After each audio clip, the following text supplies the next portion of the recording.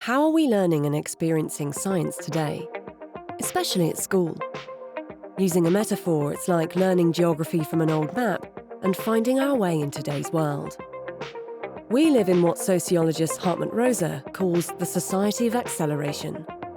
That means that we are facing a fast-changing present time, but our educational systems often remain rigid and do not appear able to keep the pace of change.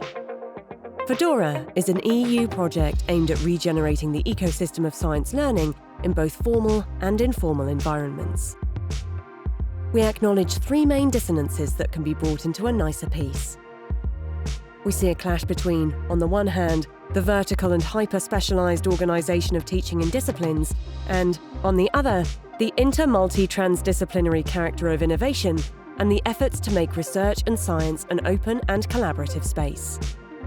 We see a second mismatch between the formalised and exclusive languages used in schools and the need for new languages to enhance imagination and the capacity to talk about the contemporary challenges. And we also identify a discrepancy between the atemporal or historically oriented teaching approaches and the need to support the young to construct visions of the future that empower actions in the present. Our research will be based on literature in science education research and corpora of texts produced by hundreds of students and critical informant surveys. While involving experts from diverse fields in our working groups, the outcoming results of our studies will inform our approaches for action. They will tailor recommendations for open schooling networks, instruction designers, policymakers and policy institutions in a way that they can implement changes step by step. Keep informed and engaged.